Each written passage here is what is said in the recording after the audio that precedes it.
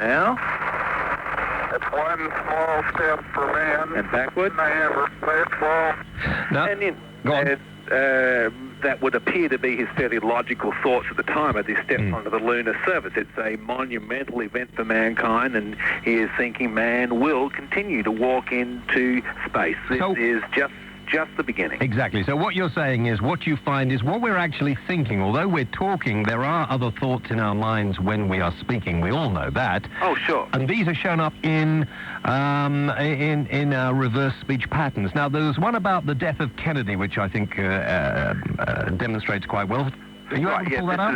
This is a live commentary of the JFK assassination. We'll just pull this one up now. One of the scary things about reverse speech, too, just to expand on your point while I'm pulling this file up, is that it's not just what we are thinking consciously that occurs in reverse speech, but it's also what we're thinking unconsciously, thoughts that are transpiring below the level of consciousness that have not yet reached consciousness. So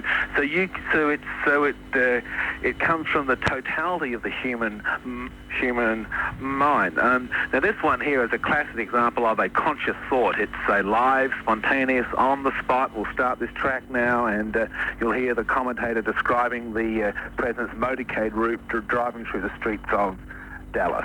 stand by just a moment, please. Something has happened in the motorcade route. Stand by, please. Parkland Hospital, there has been a shooting. Parkland Hospital has been advised to stand by for a severe gunshot wound. And right at the precise point where he realizes the shooting has occurred, actually, let me just play those exact words. Parkland Hospital, there has been a shooting. And backwards he says, he shot bad, hold it, try and look up. He shot bad, hold it, follow up. And we'll do it once more. He shot bad, hold it, follow up. Which is, if you can imagine a commentator suddenly seeing this assassination take place, he's thinking, oh my gosh, he shot bad, stop everything, try and look up, look around. Where are these shots coming from? Now, so that's his thoughts at the time the shooting occurs. Now, we sent you a tape of Tony Blair. In fact, we've got a tape here. We were playing around with William Hague, but we haven't had time to do that. But we sent you a tape of Tony Blair, and it was Tony giving a speech about his thoughts and what he thinks New Labour are going to do. Of course, that's the government in this country at the moment. And we're going to come back after the Christmas break and go through this more. But you came up with a couple of interesting bits. Right, well, I thought we'd just play three key reversals now. The interesting thing, there's a common theme throughout Blair's reversals, and there's one word he uses over and over again, and actually I won't tell you what that word is until you hear the first three reversals, because I want to see if people can hear this without me telling them what it says. So let's run this forward. It's such nonsense when people talk about it, saying, well, the Labour government's priorities are the same as the Conservative ones. We have changed priorities constantly. So he's talking about the Labour government's priorities, and the exceptionally clear reversal occurs here, and I'm just going to play it for your listeners without telling them what it says, and you should pick this one up pretty well straight away. This is a mess. This is a mess. This is a mess. What you hear there? It's a mess. It's a mess, exactly right. Let's run that again. This is a mess. This is a mess.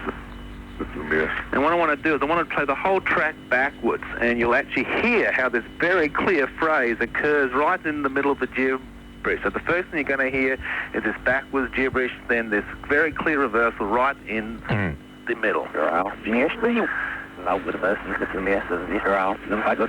So did you hear that? Yep. And this was a common theme. He must have said the phrase mess at least a half a dozen times in this tape, about the policies being a mess, his direction being a mess. Now, I don't know anything about British politics. You would have a better idea than I would how real that is, but certainly it was. So he thinks he has got. If we believe what you're saying, and if we believe the whole thing of reverse speech technology, you're saying that he's more worried about his policies than he's letting on. Exactly correct. Okay. Exactly correct. And this next reversal pretty well illustrates that same point. And that's precisely why we said that we wanted to bring forward the measures that we're applying. So talking about bring forward the measures. Now, this one I had a bit of trouble with the accent. I wasn't sure whether he was saying it's a sham or it's a shame. So let's play it and see what you all think. This is a sham. This is a sham. This is a sham. Probably shame. It's a shame. Yeah. And then we'll just look at one more, okay. Which I think is also very significant. He's talking about interest rates. And let's run this now. No one likes interest rates to go up, mortgage rates to go up.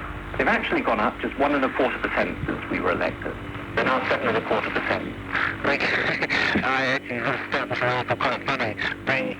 The teller, use this myth. The teller, I presume, was going to cash coming in, so, and here we've got the myth, but he's going to use it to get more money in. So, and here it is. The teller used this myth. The teller used this myth. The teller used this myth. And once more. The teller used this myth. Do you hear that one okay? Okay. It's interesting. I don't know whether we believe this, but I think this is interesting. We've had quite a few people since you came on, David, get in touch with us. Mike Kempsey from Dorset wrote to us, and he said, after the program had finished, I decided to try and find some reversed phrases for myself. Using the method described by your guest, I was amazed by the results and consequently spent the rest of the night awake trying to take it all in. And here's what I did. I'm limited to recording from my computer CD-ROM into the standard Windows, Auto, whatever. There's all this sort of technical business I don't understand. He said, the source of potentially good material I did have available was a live performance of Jimi Hendrix. In fact, his final live performance. This is a bit of it forward, first of all. Hello, thank you very much, man. Y'all really have to say. Thank you. But don't forget Chris Wood is rocking, and Dave Mason too. And that's basically Jimi Hendrix sort of speaking between playing numbers at his final gig, and then reversed. This is what.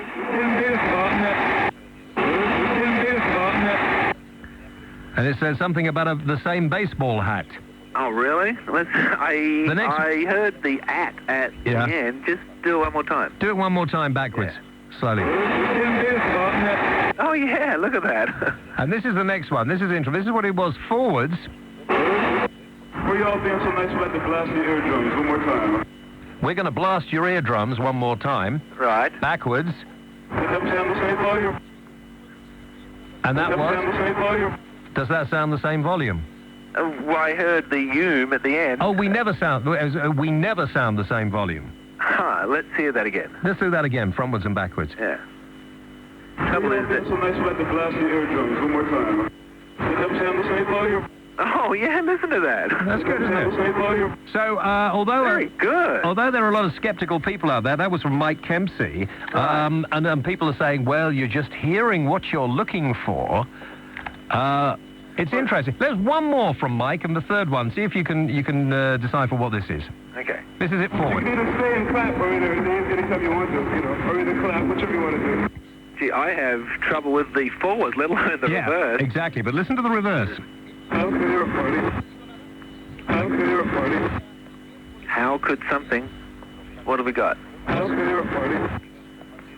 I'll be there for you. Now it's difficult over the phone line, but we've been listening to this in the studio, and it's very clear. So just I'll be there for you. How could there a party? Oh yeah, of course. Yeah. But it is difficult, I must admit. Well, it takes a real skill to pick this up. It takes me a good 2 years to train someone to the level of hearing them professionally, but that chap did very well. They were in some exceptionally good reversals. Yeah.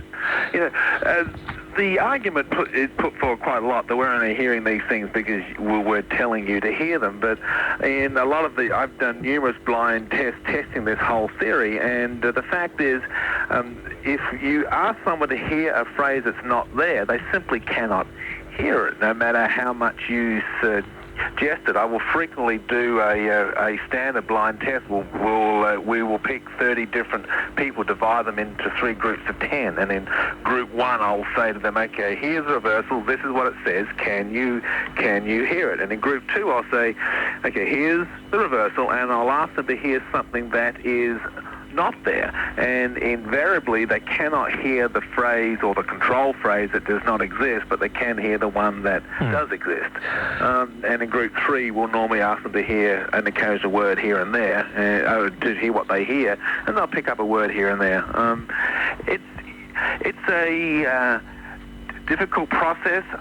They have a very unusual sound to them, which is one of the reasons I think it's taken such a long time for the people to have explored this before. Are you still, I mean, you say that you've had threats and people are not happy about this because obviously you can use this in many cases to find out whether people are lying or not if you were to experiment far more closely with it.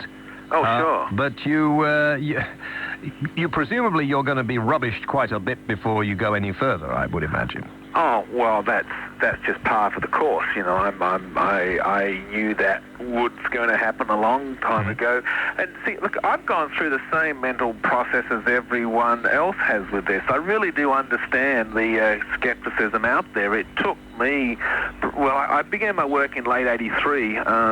It took me up until 87 before I was personally convinced enough to put my reputation on the line and write my first book and publish my theories. I didn't seek great publicity back at that stage, but it took me a long time to grasp this. It's the human condition has difficulty accepting new concepts and new ideas, and you know I understand the skepticism. I really do. And you know, when I hopped off the air for you the other night, I was musing over the program, and it was very reminiscent of my very first public broadcast in the United States back in June of last year. The majority of the phone calls that came in were skeptical phone calls, but as each successive broadcast happened, the skepticism dropped more and more and more and more, and you just need to be confronted with this over and over again. I don't expect people to believe it on the first hearing. David, tell me now. The first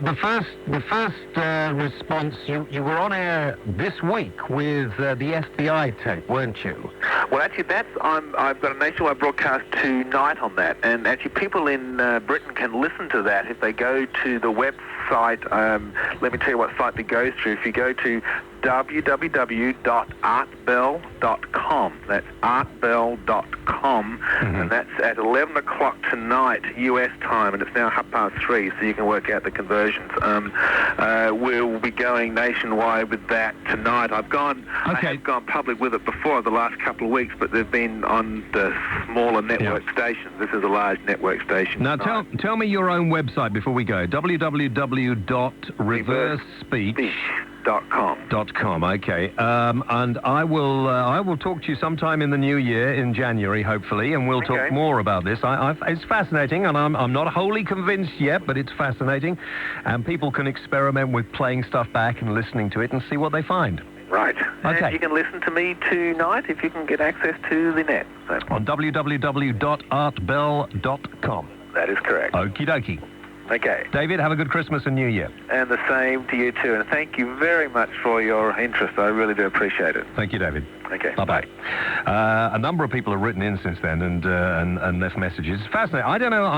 I don't know one way or the other, but it's certainly some interesting things. So if you want to find out more, you can go if you're linked to the World Wide Web and look at his website, www.reversespeech.com.